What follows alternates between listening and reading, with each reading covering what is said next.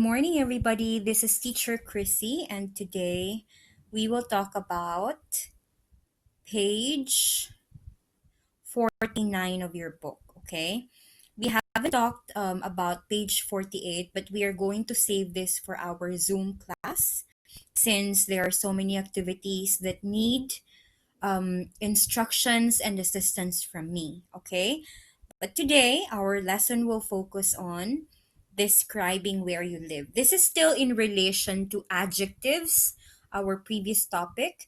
So, just to give you a short review about the previous topics, we talked about superlative adjectives, right? So, again, adjectives are word that describes a noun, right? Now, there are three forms of adjectives. The basic adjective, it's just a plain description. You're not comparing anything. You are just describing one object. But when you are describing two objects, it becomes comparative adjective. Two objects are being compared.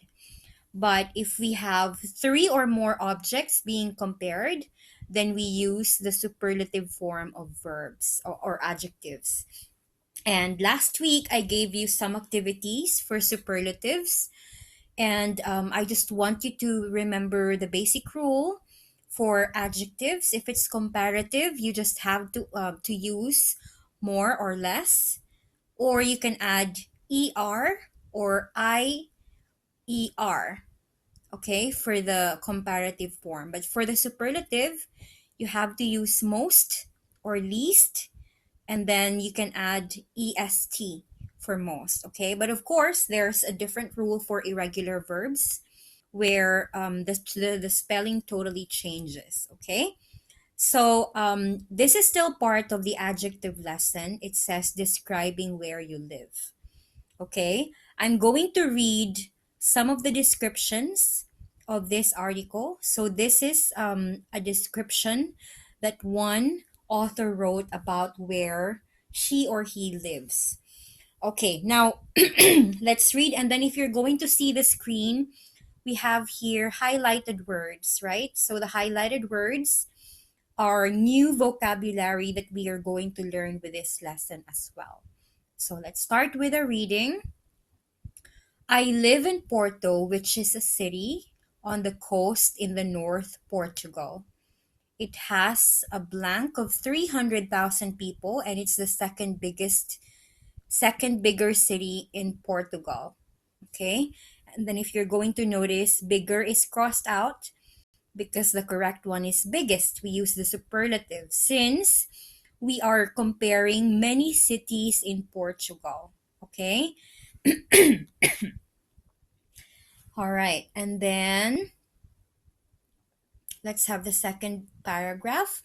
It's a beautiful city and it's great for walking around. There are lots of narrow blank and it's full of churches, blank, and markets. There's an area called Foz where there is a lot of outdoor bars and restaurants. People go there at the weekend to sit in the sun, drink coffee, and watch the Atlantic. The blank here is very different from the south of Portugal. The winter can be very wet and it sometimes rain for days. The summer is wonderful. It's sunny but not usually too hot, and it's great for going to the mountains or the blank. Then let's move to the fourth paragraph. Porto is famous for port wine, who is only produced here, but I don't like it much. The biggest blank attraction in Porto is probably the blank. There are some beautiful bridges, including one designed by Eiffel, and lots of tourists goes on boat trips. There's a blank in June called Sao Joao with a lot of fireworks and people in the streets, and everybody spends most of the evening hitting each other with plastic hammers. But I think the best things about Porto are the people and the blank. It's quite small and it's very safe and friendly. It's a working city and it has a real sense of history, and that's the main reason why I like living here so much. Okay. So, um we have here a description of the place Porto where the author lives, right? Now we have to complete the paragraph using all these words in the box. So we have here atmosphere, population, beach, river, city, streets, festival, tourists, museums, and weather. So let's try. Okay, let's try answering. So city was given, that's why it's crossed out in here. So it has a population of 300,000 people. So you may write down population here. And then the next one, number three, there are lots of narrow, blank, narrow streets. Okay, narrow streets. When we say narrow streets, it means very small or very tiny alleys. Okay.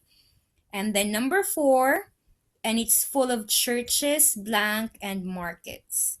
So, museums. Okay, write down museums on number four. And then for number five, the blank here is very different from the south of Portugal. So, the weather. The weather here is very different from the south of Portugal because it's talking about winter and summer. So, it's weather. And then for number six, okay. The summer is wonderful. It's sunny but not usually too hot. And it's great for going to the mountains or the beach. Okay, beach. Going to the mountains or the beach because it's summer. And then for seven, the biggest blank attraction in Porto is probably the blank. There are some beautiful bridges, including one designed by Eiffel. So let me guess. The biggest. Mm, let me see here.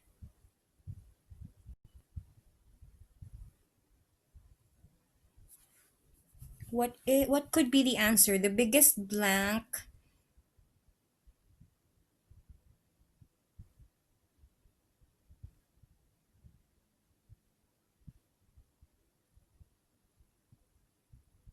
The biggest tourist attraction in Porto is probably the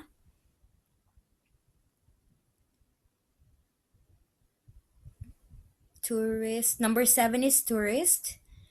And then number eight is river. Okay, it's probably the river. Because if you're going to look at the other the sentence, it says here boat trips. So of course boat trips happen in rivers. Okay. And then for number nine, festival. There's a festival. Okay, write it down. Number nine, festival. The name of the festival is Sao Jiao, where there are so many fireworks and people on the street celebrating the festival. And number 10, but I think the best things about Porto are the people and the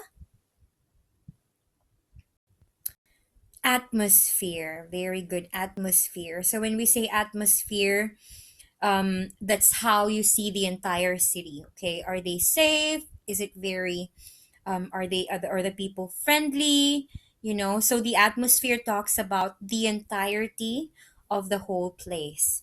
So you can go back to the video as we answer this, and I want all these blanks to be filled in with the correct answers. Okay, now for your homework for this week, I want you to write this part here. Write a description of the place where you live. Okay, this is a long description, but you can just make one paragraph description of the place where you live. Okay, so it says here write 5 paragraphs, but I don't want you to write 5 paragraphs. If you can write 5 paragraphs, then that's good.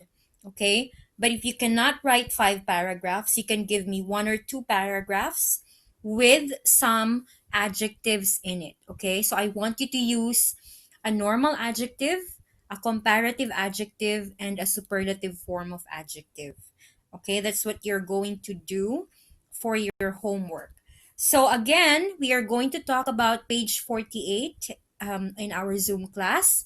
And we are also going to talk more about adjectives. I'm going to give you more activities. So please don't miss the Zoom classes, okay? And don't be late as well. See you. Bye.